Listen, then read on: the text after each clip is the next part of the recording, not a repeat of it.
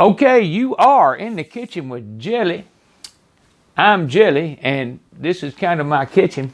And tonight, with the Ninja, and right out of the Ninja Foodi cookbook, well, most of them, not all of them. But anyhow, tonight we're going to do, whoops, not that one, the potato wedges. And my son did them the other night. They were excellent. I haven't done them yet, but we're about to, because I tried them. They were fantastic.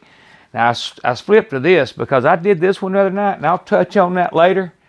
But it didn't happen for me. Like I said, I may describe it a little bit, but the zucchini fries didn't fly. All right, what we got to have tonight is 4 Idaho potatoes, which I'm going to hold under running water and clean with my Scotch-Brite, like I do all vegetables pretty much. And that's all I do to them. I don't peel them. 4 cloves of garlic, the juice of 1 lemon, fresh oregano leaves, and I've got those. They have to be minced, I think it is. Yep, and the garlic is minced also.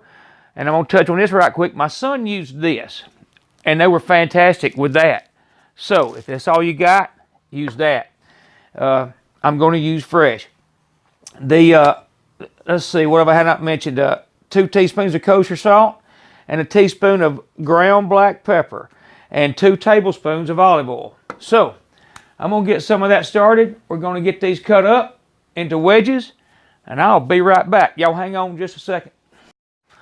Okay, so right here, it recommends you do part of what I've already done while the potatoes are cooking, but for video purposes, I went ahead and did part of it. As while they're cooking, stir together a tablespoon of olive oil with the oregano, garlic, lemon juice, salt, pepper in a small bowl and set aside. Okay, so I put all of that together here already, except the oregano. I haven't added it yet, and I want to say that I've tasted that. It is excellent. I think I could find some other things I could do with it. Now, I think I might be a little over on that tablespoon of oregano, but it's no big deal. And like I said, I used the fresh. I did not use any of the dried. But again, my son did. There was nothing wrong with the dried, so I mean, use whatever you got. But I found that, so I used it. This is something I picked up at a yard sale or a flea market years back. I don't really remember, but I mean, this will be the size that I will be going with right there. And whoops, took 2 with me.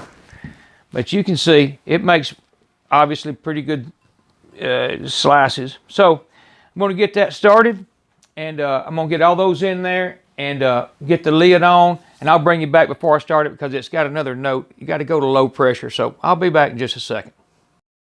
Okay, so now it's time to do the 3 minutes of pressure cooking, and of course you got to add 1 cup of water, as all pressure cooker recipes have to have water, or they can't build pressure, obviously. Put your lid on, put it on seal, and then you press pressure and you turn it to low. Now that's a note you need to kind of pay attention to. You set it the low pressure, not high, for this particular recipe. All right, then you take your time to 3 minutes, you press start, and we're off and running. Now, one other thing I will note, at my son's recommendation, because he did them last night, he said he would have wished he had kind of sprayed his basket. So I did. I used that right there and just kind of spritzed the basket to help it stay clean. No big deal, I don't think, but he just mentioned it, so I did it. I had it, and I did it. So when that finishes, we'll be back, and then we'll add 1 more tablespoon of oil to those, shake them around, and we'll be ready to air crisp them. But be right back in a minute. Okay, there goes the 3 minutes. It's the 3 minutes of low pressure cooking is completed. So all we do now is do a quick release. But I'm going to hold on just a second. I wanted to show you something before I make all that noise. The recipes, although right here it is, and you can maybe freeze that frame right there and get it. All you have to do is go to Google, put in Ninja Foodi recipes, and I don't want to let those sit too long, so I'm going to make this real quick, and then hit enter, and the first result underneath the right here is this right here, and that is everything they've got. That is all of their recipes. You can find them right there. So you just go in there and you put in your model or whatever, and you can do a lot of things. You can find a lot of things. But there they are, every recipe they got. So I'm going to release this pressure, and I'll be right back to put olive oil on it. Okay, so there went the pan. All we have to do now is open them up, see what they look like, and they look like potatoes that have been pressure cooked. And you can see them. So now all we do, the next step is 1 tablespoon of olive oil, just sprinkled on them. It says right here, pour remaining olive oil over the potatoes in the basket, shaking to coat evenly. Now that shaking to coat evenly may be a little bit tricky, because you can see, you see what 4 potatoes I used, and it's fairly full. So I'm not sure how much shaking is going to go on. But anyhow, I'm going to put 1 tablespoon of oil on them. And then we're going to go to the next step, which is air frying, but let's see. So it's just to make sure I get, I'm sure you don't have to be that close with your measurement. You could go more or less. And it's still going to be pretty tricky to get that to coat evenly. So I'm going to try this because I'm not sure about that. Now my son told me they're a little easy to mess with, and they are. They're soft. So we are going to try the shake, because they're very, very soft. So I'm just going to, that's all I'm going to do to them. As you can see, they're breaking up a little bit. You can look in there, and they are trying to break up some, and I don't want that. So I'm going to, now I don't think he did 4 potatoes, but that's what they called for. So I'm doing what it was just him and his wife. So he didn't cook 4 potatoes. But we're going to move on to the next step and get this going, where we can move to the one where we pour this part, where we get, once this is done, I'm going to mix the oregano. I just didn't want it sitting in. It probably doesn't matter, but that's what we're going to do. So now, close the crisping lid, select air crisp, and set temperature to 400 degrees, and set time to 18 minutes. So after 12 minutes, then we have to check. So air crisp, 400 degrees, set time to 18 minutes. And we are off and running with that one also. And honestly, that minute I did when I was telling you about this may have been a little bit. I don't know, because they were really soft. We'll see in just a minute. So either way, there is the recipe, by the way. Again, there it is. I think you can freeze frame that and get it. But be right back at 12 when it gets to the next step, where we open it up and see how they're doing. Okay, so we're coming up on the 12-minute mark, where it says to check the potatoes, and we are there. Let's see. Well, they're not looking bad. I wouldn't say they're done. Now I may try and move them around a little bit. As a matter of fact, I think I'll do the same method by trying to toss them a little bit. And they don't like that tossing real well, but we're going to see how they taste. That's really a lot to do with it, to me, is how they taste. Now, you can see they're breaking up a little bit because they're soft, so I'm losing a few. But I want to get some of them browned. And again, if I had to do this recipe again, I'm just going by the book's instructions. I certainly didn't need 4 potatoes, so I'm going to have mashed potatoes if I'm not careful. But I would probably go with 2 potatoes like he did, because you can see they're very soft. And I did let them go a minute longer. I can't believe that would have a lot to do with it, but either way, we're going to let them finish up, and I'm going to pour that dressing, as they call it on there. We're going to put it in this bowl, pour that dressing on them. We're going to see how they are. They'll be good. It really doesn't matter. I don't think. They may be a little broken up, but no big deal. But be right back.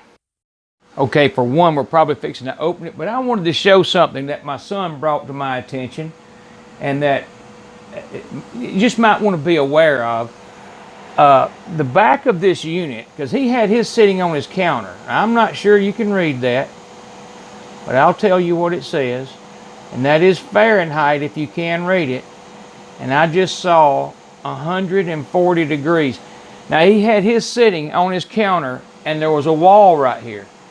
The air that comes out of the back of this thing is pretty hot. Well, 140 degrees at that point.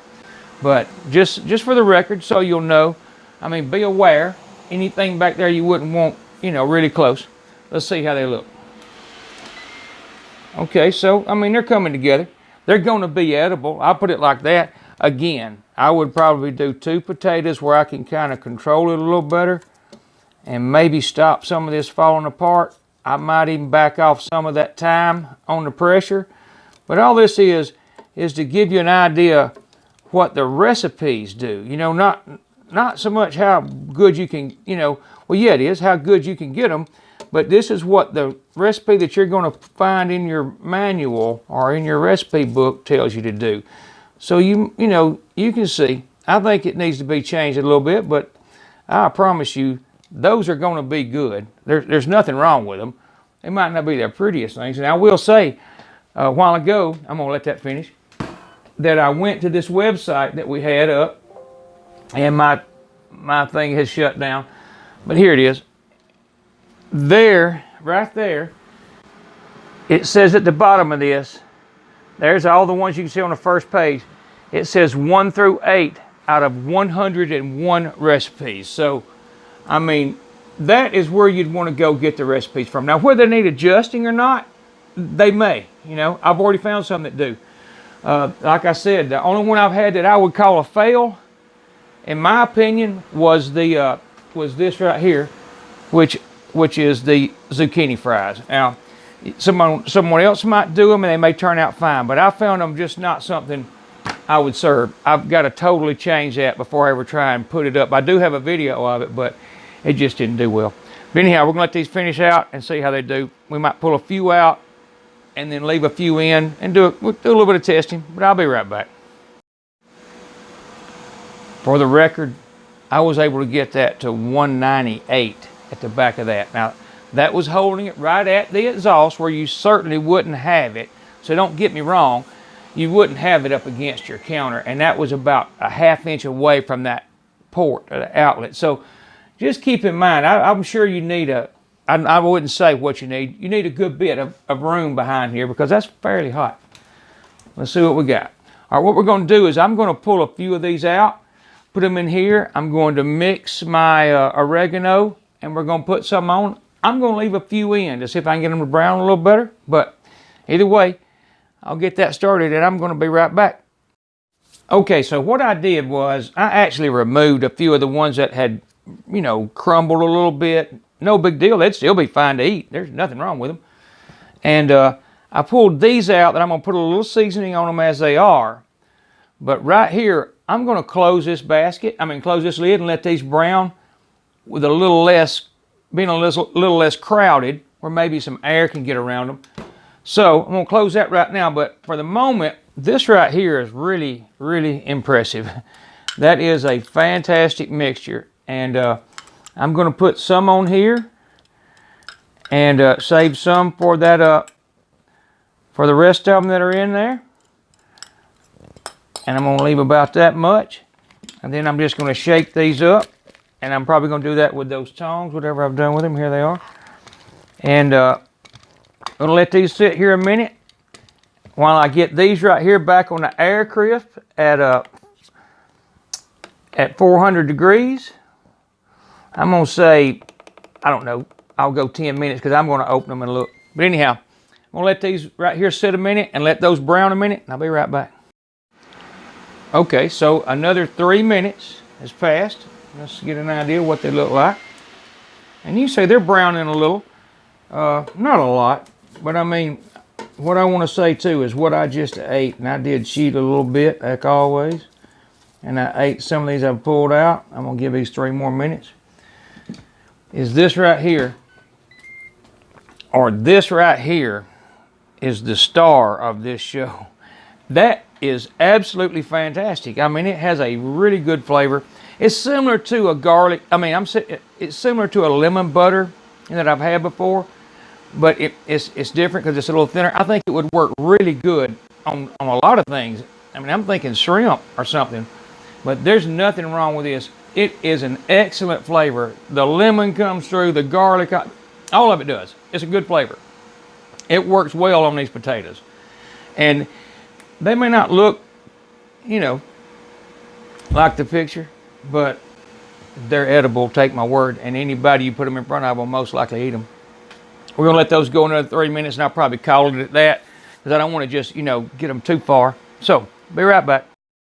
Okay, see, another 3 minutes has passed. And you know what? They're starting to get the right, like, consistency as far as they seem to be brown a little bit. You know what? I kind of doubt it's hurting them, and I got more than I'm going to eat anyhow. I'm letting that 4 minutes finish. I want to see if they'll brown and get similar to this right here. That's what I'm looking for. I mean, I don't think it's going to happen completely. I don't think I'm going to be able to get that, but I want to get a little closer than I am. So I went the 4 more minutes. We're going to let it run all the way up. Be right back. Okay, so the final extra 10 minutes. And this way we'll know. And I'm going to let them sit a minute. I'm going to put this on them, and I'm going to let them sit a minute just to see how, if they are overdone, how bad it is. But I moved these over to this bowl just so I can kind of, well, I'll show you. They look a lot better. They really do. Now, depending on if they're really overdone, you know, that would not be worth the brown. And you could also do the other method I used not long ago, which was a torch. You really can. And I mean, I use it quite often in the kitchen. It's just not something a lot of people are comfortable with, and it is a little intimidating for a lot of people. But, and one other thing I would say too is I should have reserved a little bit of that oregano, just the loose leaf, or before I put it in here, so I could sprinkle it on top, because quite honestly, that doesn't look bad. And if this comes together, it would look a lot better with that on it. So we're gonna put this in here, and then just like you would if you were serving them, I'm going to let them sit just a minute after I toss them around.